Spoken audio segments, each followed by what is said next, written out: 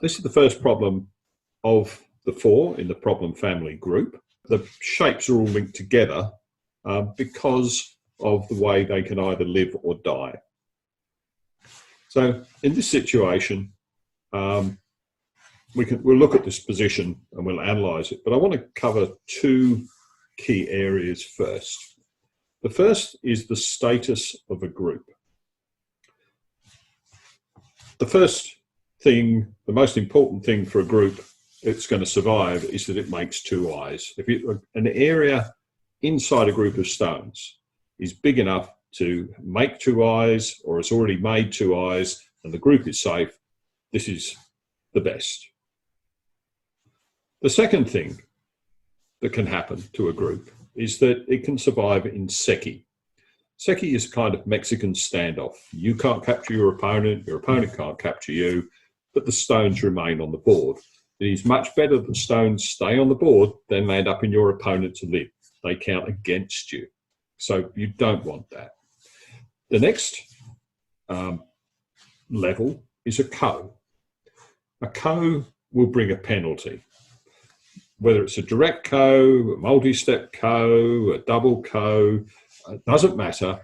What will happen will be that you will lose something somewhere else. When your group may survive, that's fine, but it will be at the expense of something somewhere else on the board. And the last status, and it seems final, but in Go it's not quite as final as you may think, is death. And death means that your group cannot survive in the current circumstances.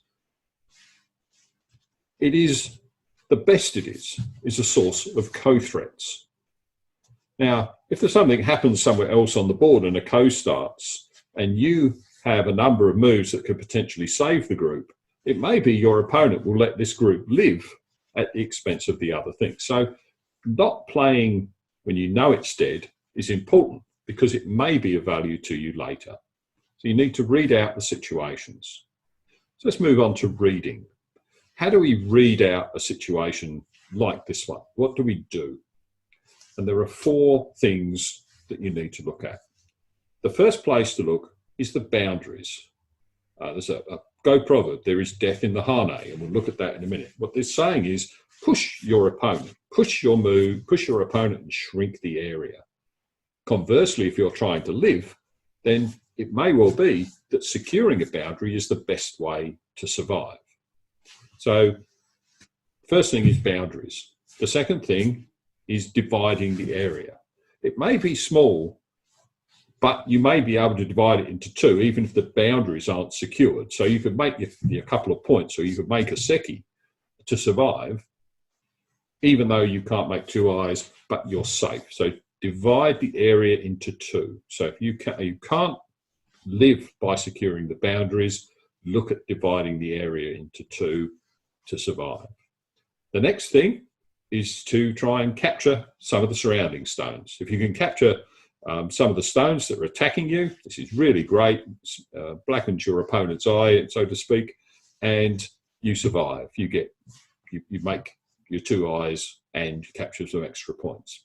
If you're attacking, obviously it's a bad thing to let your stones be captured. So don't let that happen. And the last thing is, if you can't capture any of your opponent's stones and you can't make 2 eyes, then run like the wind, bullseye. Get out of there as fast as you can. So let's look at the specifics in this case. In this case, black cannot escape. Black cannot capture any of the white stones, not unless white falls off to sleep and just enables black to carry on playing. Not happening. So we'll ignore those 2. The 2 things that black, in this position, is black can't escape, black can't capture. White doesn't have to worry about those things. So it's white's move. So what does white do? Well, white, there's a cutting point at D2. This is a weakness in black's position. And what white does is very simple. It takes the first method, and the first method is the boundaries. So white pushes. Black tries to make eye shape with the tiger mouth. White pushes. Black blocks, and now he's made a nice area inside. But white can take the key point. And the key point is on the 2-2 point. The strange things happen on the 1-2 point. Strange things happen on the 2-2 point. This is a 1-2 point. Strange things happen here. It looks on first thought that black can make an eye at D2 by playing 1 at C1 here. But white can connect. And now there's a problem because black needs to play here, but when he does, white can play Atari at C1 and the eye disappears. So what does black do in the circumstance? Black may try to play here, but the same move for white works. White can play at G1. If black plays here, obviously, that's no good. If he plays at C2, white will play at E1. So this is no good. The next opportunity is to connect. However, when white plays Atari, black needs to connect, and now he loses all his stones. So this is definitely not a good look. So black playing at the 2-2 point looks like he's made a nice 2-point eye in the middle and a 2-point eye in the corner. But, and this is where this problem family comes together, because this problem family is about sacrificing stones and blinding eyes. And in this case, white can play at D2, and white cannot connect at E1 without putting his own stones in Atari. And if he captures, white can then blind the eye, and the black group is dead. So the correct sequence with this goes to here. And it doesn't matter what black does. If black plays here, white connects. If black connects, white will Atari. If white plays on C1, black plays at C1, white will play at D2, and it's the same shape. So this is an important shape, an important a series of moves. So that's the first shape. Our second shape, and this is the J group. Please read James Davies' Life and Death book. I know it was published in the 1970s, but not all the old things are bad things. So have a look at this. If white plays to come into the corner, there's no escape for black. So really the only way to play is to block, and you recognize the shape. This is the same shape as we saw before. Okay, there's a few moves over on the right-hand side that are a little bit different, but this is the same shape in the corner, and white's move is the same move. And now the same problem, black has exactly the same problem. Black cannot make an eye at D2 because white simply plays down. If black plays at C1, white will play down, and it's the same shape. So you can see the situation improving, getting better. So this is how the second group dies. This is how the second position lands up. So let's look at the third position. Now, if we just come back a minute and go back to the beginning. Assume that white played at F2, black played at D1, and black dies. So in this situation, white's played at F2, black has played at E1, and now it's white's move to try and kill.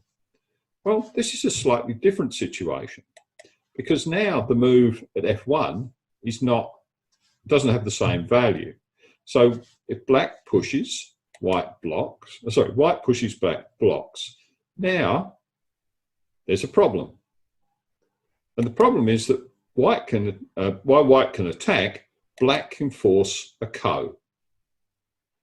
So this is the first way that black can force a ko. Another way to avoid that particular ko is to play at C1, threatening a snapback. So this is taking the vital point in the center of 3, also threatening the snapback. If black plays here, then white laughs a bit because now he's got the same shape. If black plays here, white can play at F1 and it blinds the eye. But black doesn't need to do that. Black can play at B2, the 1-2 point again, and then here, and now we have another ko.